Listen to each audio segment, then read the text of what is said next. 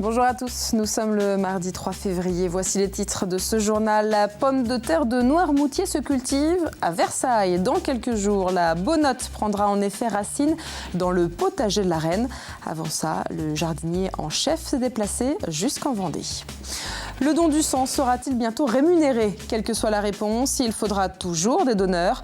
Pour inciter les jeunes à faire le premier pas, une journée a été organisée au sein d'un lycée à Luçon. Enfin, le billard est-il un sport? Réponse à la fin de ce journal avec l'élite du billard anglais qui s'entraîne toutes les semaines dans un bar de La Roche-sur-Yon. Elle est déjà connue et reconnue, mais cette nouvelle devrait lui permettre de conforter sa réputation de meilleure pomme de terre. La bonote va en effet être cultivée à Versailles. Avant ça, le jardinier du potager de la Reine en personne a fait le déplacement sur les terres de sa future protégée. Nos journalistes se sont rendus sur place. Avec un goût à la fois légèrement sucré et iodé, entre la noisette et la châtaigne, la bonote de Noirmoutier est très prisée des grands chefs. Et cette année, la reine des pommes de terre s'invite à Versailles puisque son potager pourrait produire en 2015 près de 300 kg de cette patate de luxe. L'idée qu'on puisse être capable demain de récolter à Versailles, de manière anecdotique bien sûr, des bonotes de Noirmoutier permettra, je l'espère, à cette pomme de terre d'avoir une réputation encore plus importante qu'elle n'a aujourd'hui, et puis permettra également de rendre à Versailles la place qu'elle occupait dans le monde agricole. Pour mettre toutes les chances de son côté, Alain Baraton, jardinier en chef du parc de Versailles, s'est déplacé en personne jusqu'à Noirmoutier ce 2 février, traditionnel jour de plantation de la bonote sur l'île. Un engouement pour cette variété qui s'explique par de multiples raisons. Et je pense que c'est une variété qui est très difficile à cultiver, une variété qui n'est pas mécanisable, donc qui demande beaucoup de main-d'œuvre. Et donc je pense qu'au château de Versailles, ils vont la bichonner puisqu'il y a des jardiniers spécialisés. Et ce petit produit, je pense qu'il fera le bonheur des Parisiens du Plaza Athénée. Fruit d'un partenariat entre le potager du château et le restaurant Plaza Athénée, la venue de la bonote à Versailles a été préparée avec soin, puisque 1,5 tonne d'algues, ou plus exactement de goémons, ont été disséminées dans les jardins il y a quelques mois. Toutefois, les jardiniers de Versailles n'ont encore aucune certitude sur la réussite de cette opération. Le but cette année, c'est vraiment de voir si nous avons la compétence pour produire la bonote de Noirmoutier, et ça, seul l'avenir nous le dira. La bonote va être mise en terre dans les jardins de la Reine avant la fin du mois. Rendez-vous le 27 mai pour découvrir si, oui ou non, la bonote parisienne est au niveau de la célèbre pomme de terre noirmoutrine. La mobilisation des enseignants est restée faible ce mardi. Le ministère de l'Éducation nationale a d'ailleurs évalué à 10% le taux de grévistes. À La Roche-sur-Yon, les quelques dizaines de manifestants se sont retrouvés sur la place Napoléon. Ici ou ailleurs, les professionnels du premier degré ont dénoncé leurs conditions de travail. On écoute le secrétaire départemental de la FSU, la principale fédération dans l'enseignement. Nous avons un métier dont on sait qu'il y a une complexité, notamment à gérer des publics qui sont parfois de plus en plus difficiles, dans des classes de plus en plus nombreuses. On n'a pas tous les moyens de le faire, et en plus, on n'est pas bien payé. Pour gagner un peu plus de 2 000 € par mois, il faut être en fin de carrière. Au chapitre politique, on revient un instant sur les résultats du FN dans le Doubs. Le Front National est arrivé au second tour des élections législatives face au PS. Et face à cette situation, l'UMP a choisi de ne pas appeler à voter pour l'un ou l'autre des candidats. Le parti présidé par Nicolas Sarkozy laisse donc les électeurs qui ont voté pour lui au premier tour choisir librement pour le second tour. On écoute la réaction de Stéphane Ibarra pour le PS et celle de Pierre-Guy Perrier pour l'UMP. La gauche, le Parti socialiste a toujours été clair dans ses positions. Oui, il faut faire barrage au Front National. Je le répète, l'idéal, c'est dans les propositions. Mais quand j'entends des personnages importants de l'UMP dire ni l'un ni l'autre parce que finalement ils ont le même programme, c'est déjà faire croire que le Front National aurait un programme crédible. Ce n'est pas ma position quand on regarde leurs propositions, leurs candidats. Ce n'est pas un parti qui doit être jugé à égal avec des grands partis républicains comme le Parti socialiste ou l'UMP ou l'UDI. Il faut vraiment faire un front républicain, montrer on peut se retrouver sur les valeurs de notre République. Aujourd'hui, les Français rejettent le socialisme et le gouvernement, avec toutes ces actions qui amènent tout simplement la France dans le mur, et donc voter pour quelqu'un qui est socialiste et qui représente donc cette politique est pour nous pas la bonne solution, puisque ce serait valider en fait cette politique du gouvernement qui est aujourd'hui rejetée. L'alternative personnellement que j'aurais choisie, c'est de voter, mais de voter blanc, pour montrer que je ne suis d'accord ni avec l'un ni avec l'autre, mais par contre que j'explique cette différence qu'il existe entre ce qu'il faut faire et ce qu'il ne faut pas faire. On vient à présent sur l'actualité de l'après-Xynthia. Après le passage de la tempête en février 2010, qui avait fait 29 morts à la Faute-sur-Mer, des PPRI avaient été mis en place. Ces plans de prévention de risques d'inondation doivent définir notamment les zones inconstructibles. Mais il y a quelques jours, le tribunal administratif de Nantes n'a pas validé le PPRI de la Faute-sur-Mer. Suite à cette décision, les réactions ont été nombreuses du côté des propriétaires, mais également des élus. Reportage de Carl Laboureux. Après une vie à Paris, passée dans le bruit, les transports en commun, c'était le paradis, quoi. C'était vraiment le silence, la forêt de pins à côté, la mer. C'était le rêve, quoi. Le rêve. Un paradis perdu pour Antoine et son épouse Jacqueline.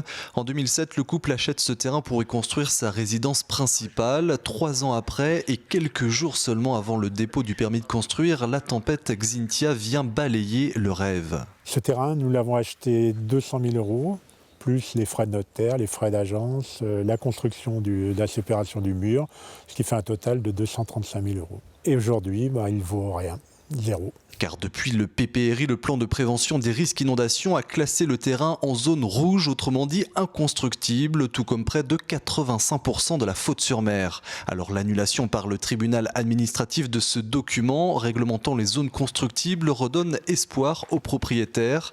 La municipalité, quant à elle, reste prudente, car si nouveau PPRI il y a, celui-ci pourrait être assoupli, mais aussi, au contraire, plus contraignant. Il y a une crainte. Potentiellement, il se peut que l'État dise que le nouveau zonage sera plus contraignant que l'actuel. Maintenant, je peux pas vous dire, c'est un risque, c'est effectivement un risque. Un risque que veut courir l'ADPF, l'association de défense des propriétaires fautais qui a porté l'affaire devant le tribunal administratif et qui souhaiterait aujourd'hui être associée à l'élaboration de ce nouveau PPRI. Nous, on n'est pas contre un PPRI. De toute façon, il y aura un PPRI et il faut un PPRI. On n'est pas contre les zones rouges. Ça, c'est il faut prévenir les gens que c'est des zones qui peuvent être inondables. Mais il y a des solutions aujourd'hui pour construire dans les zones rouges.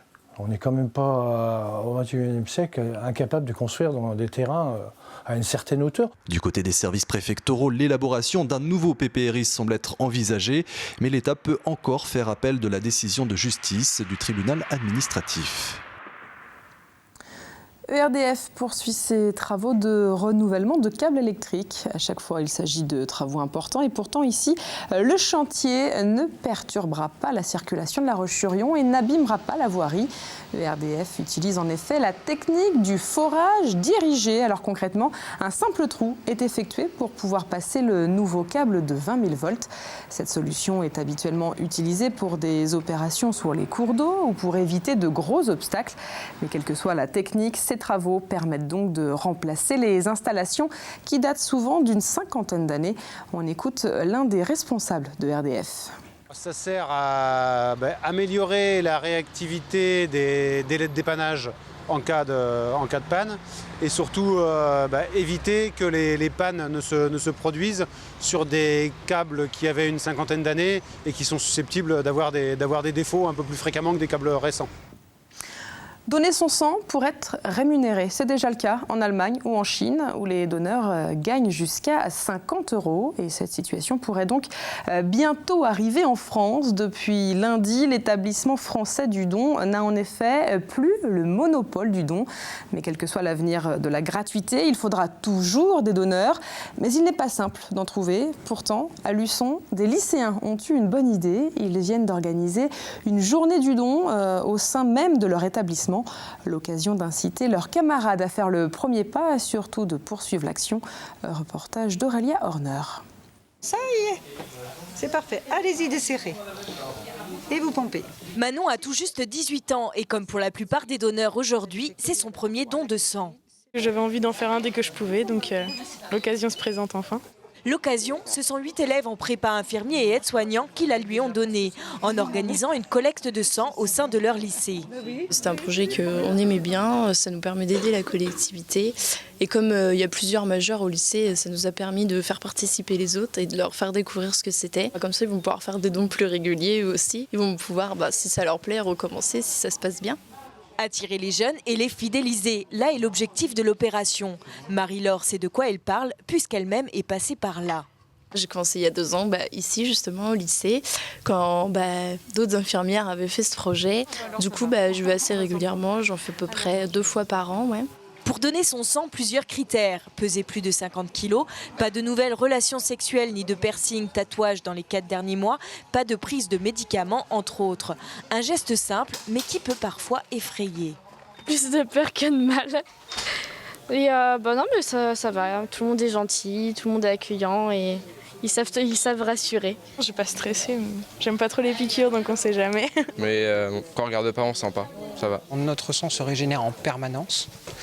Mais bon, ça tire un petit peu sur l'organisme, vu qu'on enlève un petit peu du sang à la personne. Alors elle peut être un petit peu fatiguée, ça arrive, c'est assez rare. C'est pour ça que nous, on prend des précautions pour cela. Donner son sang, un processus en 4 étapes. Une inscription administrative, un entretien médical avec un médecin, le prélèvement et enfin la collation obligatoire.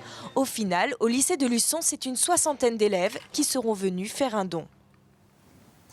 On parle d'orientation à présent. Un forum est organisé durant 2 jours à Fontenay-le-Comte, à l'espace René Cassin. L'édition 2015 a d'ailleurs été présentée il y a quelques jours. Vous le voyez sur ces images. Alors concrètement, ce rendez-vous est ouvert aux jeunes de 3e, aux lycéens, aux étudiants, mais également à toutes les personnes en reconversion ou en recherche d'emploi. On écoute l'adjointe à l'emploi justement de la ville de Fontenay-le-Comte. 308 formations vont être proposées. Ensuite, nous aurons sur un village métier des professionnels qui parleront également et qui présenteront leur métier. Nous aurons des professionnels également de l'orientation et de l'information. Donc pour pouvoir réunir sur ce même site toutes les informations nécessaires aux visiteurs. À moins de 2 ans du départ, la course du Vendée Globe a déjà débuté, mais sur terre. Et pour nos skippers vendéens, elle semble bien se dérouler pour le moment, notamment pour Alessandro Di Benedetto, puisque le navigateur installé désormais au Sable d'Olonne a déjà son bateau. Et il n'a pas eu besoin de l'acheter. C'est en tout cas ce qu'il a expliqué hier soir sur le plateau du magazine Sport 85 chronos sur TV Vendée. Regardez. J'ai un mécène qui m'aide dans le financement, donc qu'il a acheté un bateau. Donc vous avez un bateau? J'ai un bateau à disposition, un bateau 2007, un beau bateau, on ne va pas dévoiler pour le moment, mais normalement vous allez le voir au sable, je le ramener vers fin mars, avant fin mars, début avril. Et donc je cherche à fond les sponsors ou le sponsor qui va s'afficher dans la prochaine édition du Vendée Globe avec moi. L'appel est donc lancé et à ses côtés sur le plateau, vous l'aurez certainement reconnu, Arnaud Boissière était également l'invité de 85 chronos. Le skipper de la Chaume au Sable d'Olonne poursuit également sa course au sponsor. Mais les 2 Vendéens sont déjà quasi certains de participer au Vendée Globe 2016. Cette question à présent, le billard est-il un sport? Alors on pense tout de suite au billard dans les bars, mais à La Roche-sur-Yon, le club des Goose Pool compte une équipe dans l'élite de la discipline. L'occasion pour nous de découvrir l'activité, reportage de Delphine Ledu. Concentration, précision et justesse, les maîtres mots pour réussir dans le billard anglais. Marc et Quentin ont commencé très jeunes et pratiquent la discipline au club du Goose Pool à La Roche-sur-Yon. Concentration, la réflexion, un peu comme les échecs, mais surtout aussi une sorte d'adrénaline à chaque coup qu'on joue. C'est vraiment. Puis après, les tournois en individuel, c'est vrai qu'il y a très peu de sports où on peut jouer en individuel plein de fois dans l'année, parce que du coup, on a vraiment un circuit qui est assez fourni au niveau des tournois, ce qui permet de jouer en individuel et en équipe, donc c'est vraiment très intéressant. Marc est anglais et vit depuis 20 ans en France. Lui aussi est accro au billard. Il évolue même en élite, c'est-à-dire au plus haut niveau. Plusieurs fois par mois, il participe avec d'autres joueurs du club à des compétitions. Dans l'équipe, il faut être 5 pour jouer chaque feuille. Nous, du coup, on est 7 dans l'équipe. Comme ça, si quelqu'un ne sent pas trop, si quelqu'un n'aurait pas de famille, ou qui est malade, ou du travail, ou quoi que ce soit, mais il faut être 5 pour jouer. Le principe du billard anglais, 2 joueurs s'affrontent. La partie commence par la casse. Celle-ci est valable quand 4 billes de couleur ont touché chacune une bande. Le joueur doit ensuite faire rentrer le maximum de billes rouges ou jaunes. Une fois le groupe de billes empoché, le joueur doit faire rentrer la bille numéro 8, qui est noire. Le billard anglais, un jeu qui ne demande pas de force particulière, mais une bonne résistance, surtout en compétition. Il faut gérer vraiment la fatigue. Souvent, on déplace, cette année, on s'est déjà déplacé à Avignon. Ça veut dire qu'on a 10 ou 11 heures de minibus, suivi par une nuit dans un hôtel, et se lever à 7 heures le matin pour les jouer en compète. Et le dimanche matin, on se lève et on joue 3 matchs de championnat en équipe. Ça veut dire qu'on joue pendant 8 ou 9 heures dans la journée. Les 13, 14 et 15 février prochains, le club organise son tournoi qui attire chaque année plusieurs centaines de joueurs pendant 3 jours. Comme chaque jour, on termine avec un point sur la météo et les flocons pourraient bien accompagner ce début de journée sur l'est et sur le sud de la Vendée. La nuit aura été très froide. Attention donc demain matin, les routes pourraient être glissantes et ce mercredi se poursuivra d'ailleurs avec une grande fraîcheur puisque les températures ne dépasseront pas les 6 degrés. Le point complet, c'est dans quelques minutes. C'est la fin de ce journal. Merci à vous de nous avoir suivis. À demain.